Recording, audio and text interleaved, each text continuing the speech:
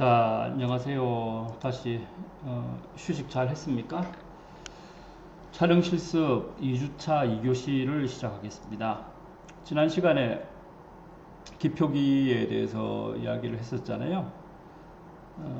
조금 어려웠는데 그걸 보충 설명을 좀 더 하고 여러분들이 훨씬 알아듣기 쉽도록 실질적인 예증을 들어서 이번 시간을 다시 진행해 볼까 합니다. 그림을 한번 보시죠. 자, 이 이미지가 여러분들에게 커뮤니케이트 하는 것은 어떤 건가요?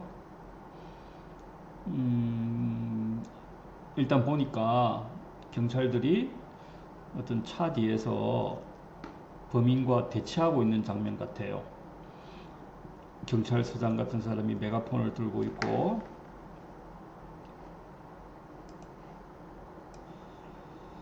그 다음에 여러 명의 경찰들이 차에 유선형을 따라서 빼곡히 얼굴만 내다보고 있네요.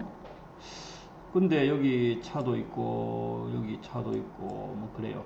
차가 세 대가 있는데 뭐 무슨 뭔지 모르겠어요. 잘 혹시 이것만 보고도 알아차리는 사람이 있으면 그거는 이제 이미지만의 그 커뮤니케이션 의사 전달이 훌륭하게 미디어 역할을, 이 이미지가 훌륭하게 미디어 역할을 했다고 보아집니다.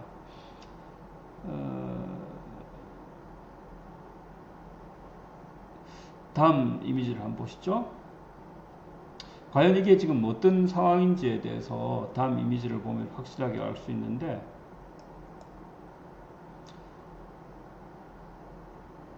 자, 방금 그 이미지예요. 근데 보면은 여기 small but tough 폴로 이렇게 돼 있잖아요. 이 폴로 차 광고예요, 광고. 여기 밑에도 똑같이 이렇게 small but tough 폴로라는 폭스바겐 차 광고가 있는데, 이 경찰들이 자기들 경찰차는 이렇게 팽개쳐 두고 이 폴로 차 뒤에, 그러니까 작지만 그 총알이 뚫고 나가기 힘들 만큼 견고하다라는 의미에서 이 차 뒤에 모여서 경찰들이 범인과 대치하고 있는 이런 장면이에요. 이건 이제 광고로서 썼는데, 여기 문제의 핵심은 이 이미지하고 요 텍스트의 관계. 즉 말해서 이미지 혼자 커뮤니케이션 하는 바에 이 텍스트가 개입을 해서 더욱더 명확한 의사전달 기능을 했어요. 사실 이 작지만 강하다라는 이 영어가 없었으면은 이 이미지들은 논란이 있었을 거예요. 과연 뭐 하는 장면인지, 이게 광고인지 영화의 한 장면인지. 하지만 이 텍스트의 구체적 설명이 있었기 때문에 이 이미지가 한 군데 딱 멈춰설 수 있었다고 생각이 됩니다. 쉽게 얘기해서 배가 항구에 돛을 내리고 정박하고 있는 느낌이죠. 쉽게 말하면은 이 이미지가 배라고 치면은 이 배는 바다 위를 떠다니는 그런 이미지예요. 근데 이 텍스트가 항구에 돛을 내리듯이 딱 뜻을 명확하게, 뜻이라는 이 small but tough라는 뜻의 돛을 항구에 내려버렸어요. 그렇기 때문에 이 이미지는 여러 군데를 돌아다니지를 못하고 요 텍스트에 정박이 되어버린 그런 꼴입니다. 그래서 이런 거를 앞에서 말한 이 기표기를 설명했던 롤랑 바르트는 시니피앙 시니피의 관계에 있어서 시니피앙이 시니피에를 잡고 부유하지 떠다니지 않게 만든다. 그래서 이런 관계를 정박이라고 그래요. 정박. 어려운 말로. 여러분들이 꼭 알아두실 필요는 있겠어요. 기호학에서도 중요한 개념이니까 꼭 알아두시기 바랍니다. 요점은 그거죠. 이 이미지와 텍스트의 관계를 말하는 건데, 이 텍스트가 떠다니는 이미지를 한 군데 묶어두더라, 이런 관계를 정박이라 한다. 지금 제가 다음부터 말하려고 하는 게 이미지와 텍스트의 관계에 대해서 이야기를 하려고 그러거든요. 그래서 그 관계에 있어서 정박이 첫 번째의 예시가 되겠습니다. 두 번째의 얘는 뭐 요런 사진이 될 텐데, 똑같은 사진인데 하나는 미에로 파이버가 있고 없고의 차이예요. 아까 거하고 똑같지만 이 미에로 파이라는 글자가 없으면 뭐 이 광고 사진인지 이 뭐 연예인인지 뭐 누군지는 모르겠지만 어떤 사진인지는 몰라요. 근데 미에로 파이버라는 글자가 들어감으로써 미에로 파이버의 음료감은 이런 그 모델과 같이 뭐랄까 좋은 느낌으로 마실 수가 있다. 뭐 이렇게 이제 광고 효과를 노리는 거죠. 이런 이미지와 이런 그 제품과의 상관관계를 고려해서 뭐 이런 거 얘도 있어서 잠깐 이야기를 하는데, 그래서 그 중요한 것은 아까 첫 번째 이미지입니다. 정박의 예를 여러분들이 알아들었죠? 그래서 이거는 이 텍스트와 이미지의 관계에 있어서 이 텍스트가 이미지를 보다 우세한 경우가 될 거예요. 사실 이미지 혼자서 여러분들하고 커뮤니케이션을 하면은 문제가 없을 경우에 성공적이 되겠지만, 이미지 하나만으로는 정확한 의미 전달을 할 수 있는 경우가 사실 어려워요. 그래서 텍스트와 같이 이미지가 병행돼서 커뮤니케이션이 되는데, 그때 이미지와 텍스트 관계의 사이가 정박, 중계, 삽화, 뭐 이렇게 세 가지로 나눠줄 수 있는데 간단합니다. 텍스트가 이미지를 주도하고 텍스트에 의해서 이미지가 완성이 되면은 정박이 될 거고, 텍스트와 이미지가 같은 역할을 한다, 서로 상보적인 관계를 유지한다, 이러면 중개적인 관계가 될 거고, 그 다음에 텍스트보다 이미지가 월등하게 낫다, 이러면 삽화가 될 거예요. 삽화의 그 중요한 기능은 뭐 그런 거죠. 노래방에 나오는 그 바탕화면, 풍경 화면이라든지 어떤 뭐 노래와는 별개로 노래방 화면의 배경 화면은 계속 삽화적인 기능을 유지를 하고 있죠. 그 다음에 여러분들이 보는 만화 같은 경우에는 중계의 작용이 강합니다. 왜냐하면 언어를 모르지만 만화 자체의 이미지는 즐길 수 있잖아요. 그래서 이런 관계는 이미지와 텍스트가 밸런스를 이뤘기 때문에 중계라고 볼 수가 있습니다. 이런 식으로 이미지와 텍스트의 관계가 규정이 되는데, 우리가 우리 영상인이 갖춰야 되는 상황은 이 3번 삽화의 상황에 대해서 여러분들이 귀를 기울일 필요가 있어요. 무슨 말이냐면 영상만으로, 이미지만으로 의사 전달을, 커뮤니케이션을 충분히 할 수 있으면 굳이 텍스트의 다른 미디어를 차용해서 안 써도 된다, 이런 이야기죠. 쉽게 얘기해서 여러분들이 뉴스 시간을 보면은 뉴스 시간에 기자가 읽는데 영상은 사실 뭐 그 기사에 그렇게 꼭 들어맞고 하는 그런 그 화면이 나가지는 않아요. 즉 말해서 텍스트 기사를 쭉 이렇게 먼저 써놓고 그 밑에 알맞은 화면을 이렇게 갖다 붙여서 1분 30초가 이루어지기 때문에, 이거는 이 기사와 이 이미지의 관계가 전혀 맞지도 않을 뿐더러 기사 위주로 흘러가기 때문에 이거는 정박도 아니고 뭣도 아니고 아무것도 아니에요. 우리는 진짜 그 뉴스 기사 있잖아요. 그 엉터리 화면들을 보고 있는데 뉴스를 제대로 그 전달을 하려면 영상에 기반을 한 그런 뉴스를 만들어야 돼요. 영상 위주의 뉴스. 왜? TV는 시각적 매체예요. 시각적 매체. 보는 매체란 말이에요. 여러분들 텔레비전 보면서 눈 감거나 아니면 볼륨을 0으로 한 채 들어도 아무 문제 없어요.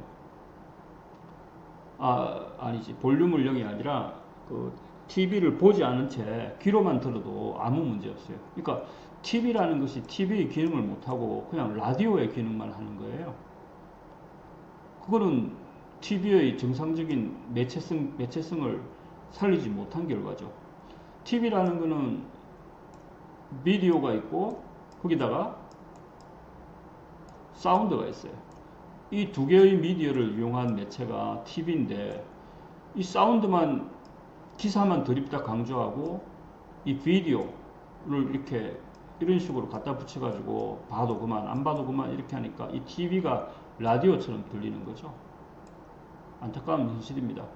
그래서 우리 영상인들은 기자 텍스트 쓰는 기자도 될 수도 있겠지만 일단 기본적으로 영상의 입문 단계에 있어서는 이 텍스트보다는 이미지로서 커뮤니케이션 할 수 있는 그런 역량을 여러분들이 가져야 될 것 같아요. 그런 측면에서 제가 이 소개한 개념들이니까 꼭 여러분들이 이걸 익히시고 영상 위주의 커뮤니케이션을 할 수 있는 그런 영상인이 되기를 바랍니다. 이해가 되셨죠?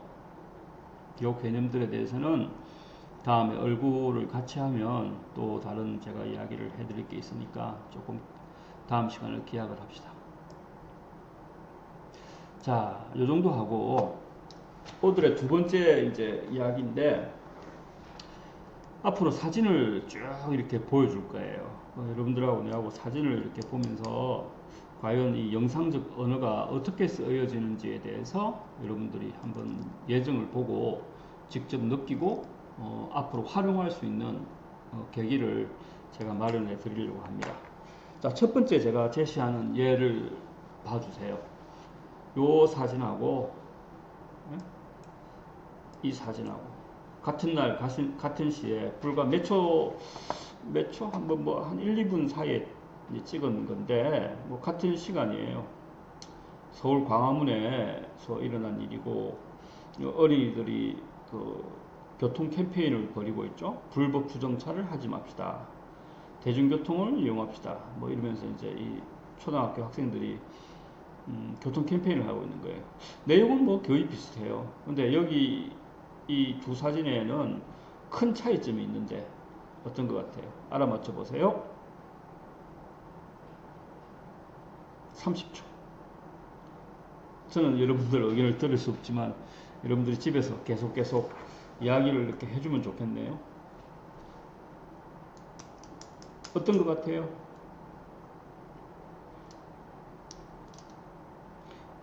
여기는 손을 들었고 여기는 경례를 하고 있어요. 그런 차이 말고 본질적인 차이가 있는데.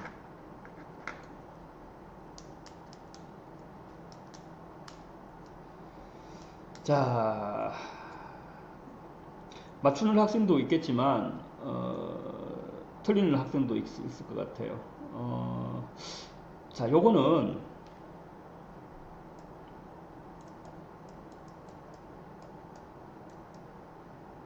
망원으로 찍은 사진이에요.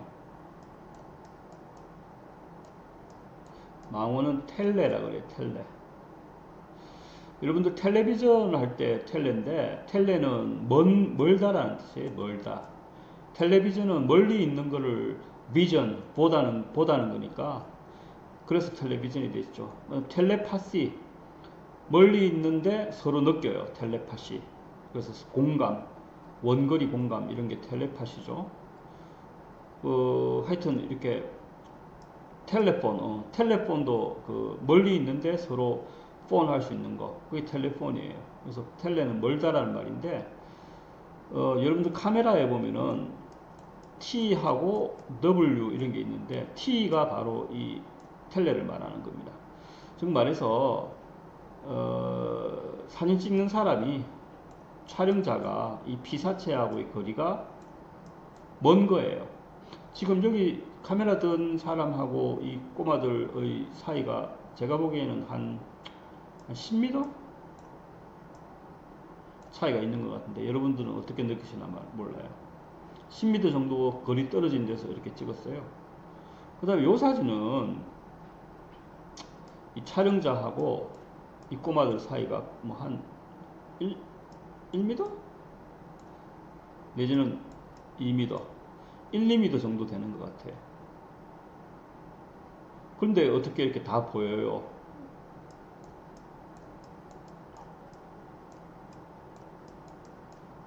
광각 렌즈로 찍었기 때문이에요.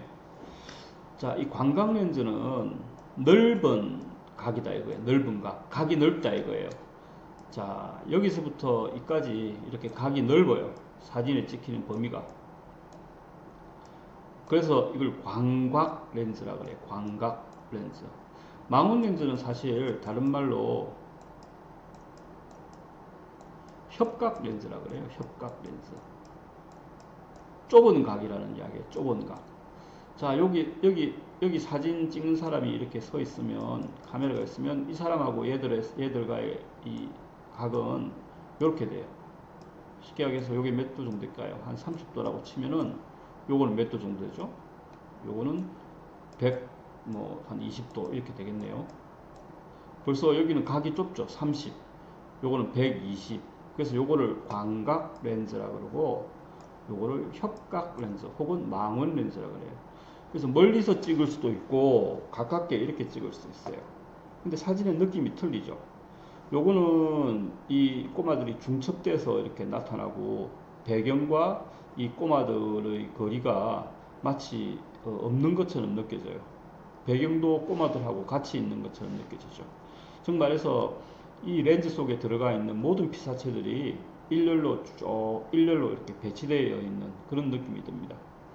뒤에는 포커스가 나가 있죠. 초점이 흐려져 있죠. 이런 것도 망원 렌즈의 특색이에요.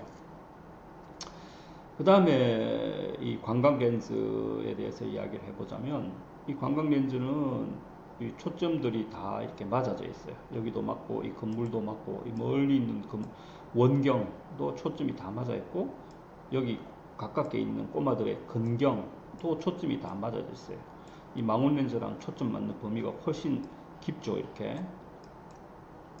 그리고 무엇보다 차이점은 좁은 공간, 가깝게 가서도 넓은 화각 덕분에 많은 걸 찍을 수가 있어요.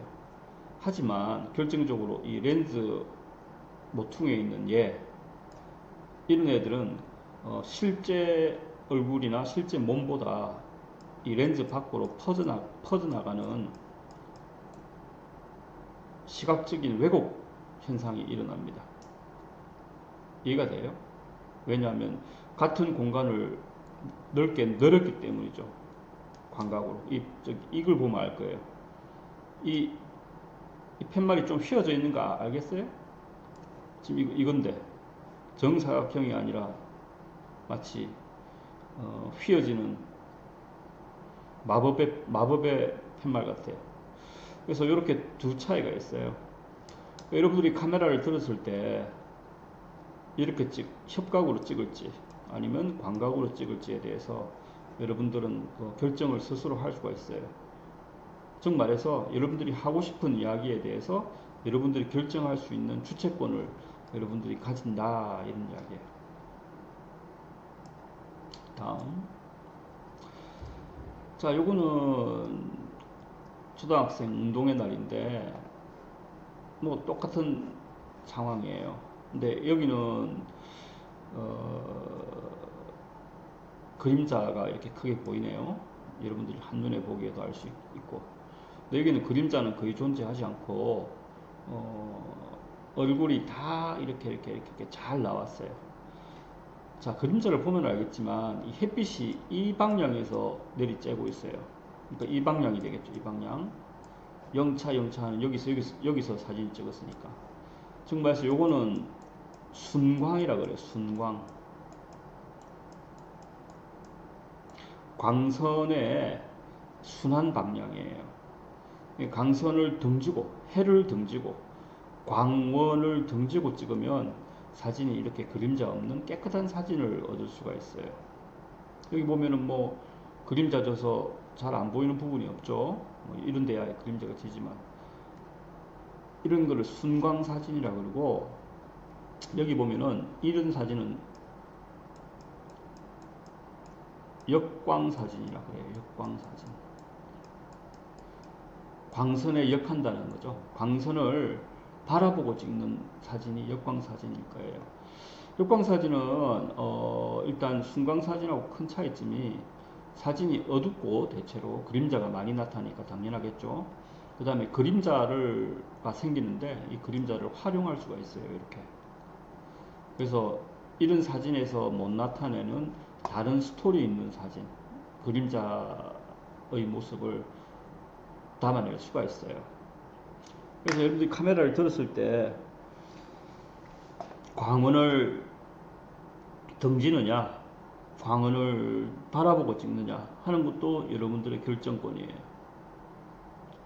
때로는 순광으로 찍을 수도 있고, 때로는 역광을 이용해서 다른 이미지에 도전할 수도 있는 거예요. 자, 그 다음. 자, 요것도 이제 초등학생들이 이제 그 시위를 하는 건데, 우리들에게 운동장을 돌려주세요. 우리들에게 운동장을 돌려주세요. 이 꼬마가죠.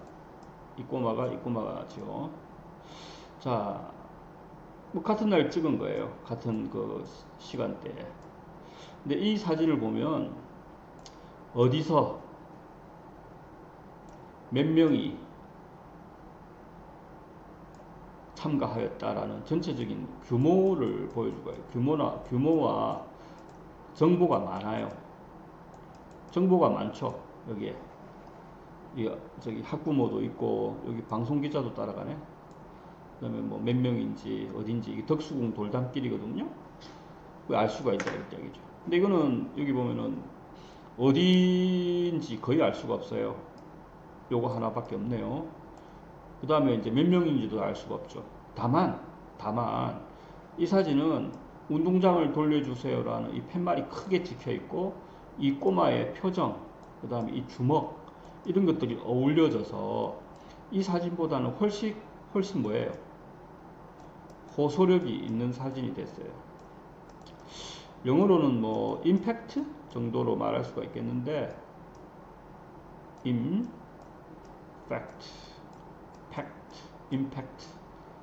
임팩트 있는 사진이 됐는데, 여러분들이 카메라를 진짜 들었을 때 전체를 다 보여주고 싶다. 정보, 인포메이션을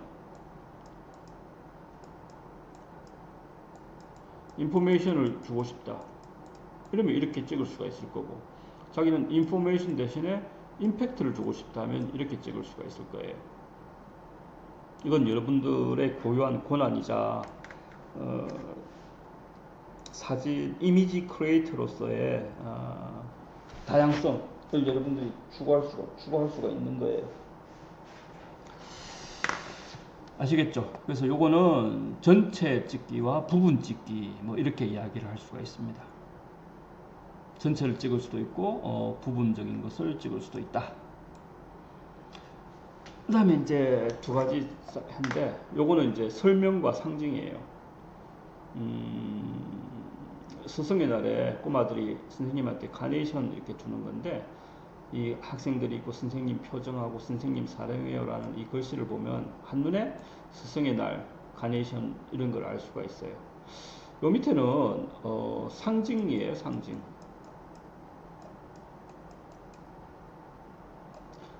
이 위에가 설명이고,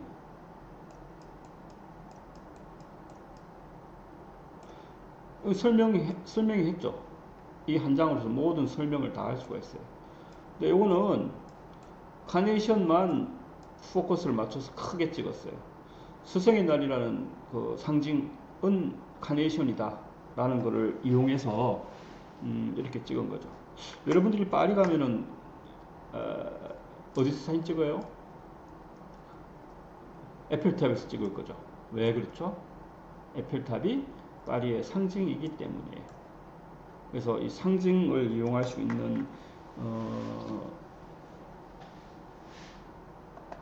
포토그래퍼 혹은 이미지 크리에이터도 여러분들이 갖춰야 될 덕목이지 않나 싶습니다.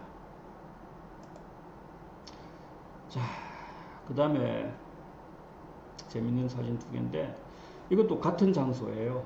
초등학교 등교길인데, 여기는 뭐 딱 보니까 여름이고, 여기는 딱 보니까 겨울이에요.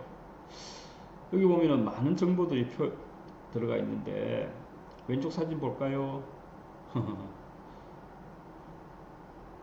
이걸 보면 비가 어떻게 온 것 같아요? 그렇죠. 갑자기 온 거예요, 갑자기.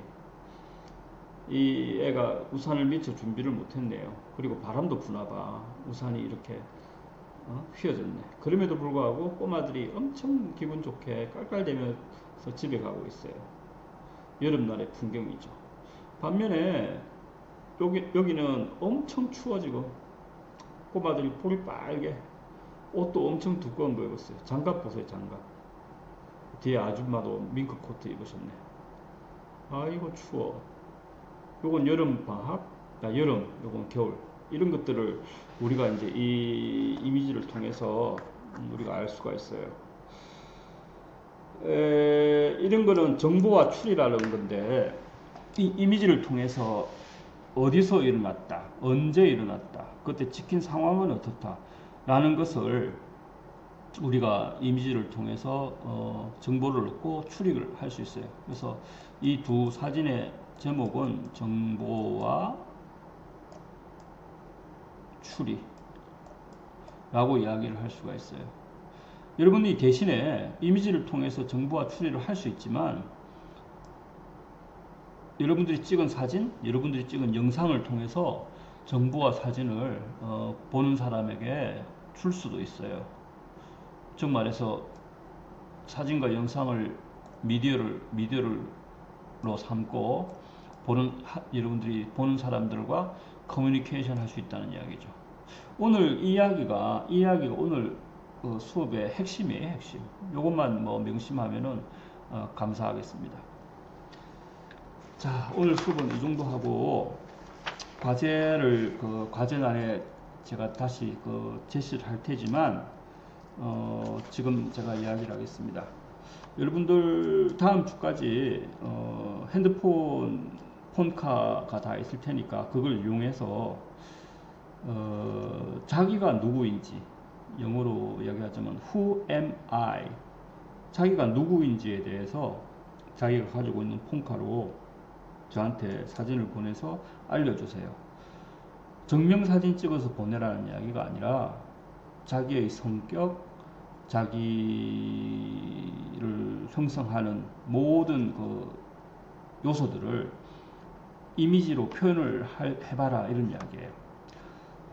카메라 들고 툭 찍지 말고, 뭐 나는 피아노 좋아하니까 피아노 찍는 모습 쳐서 그렇게 보내지 말고, 일단 자기가 누구인지에 대해서 여러분들이 심각하게 한번 생각을 하고, 그거를 어떻게 이미지화 시킬까에 대해서 고민을 해주기 바랍니다.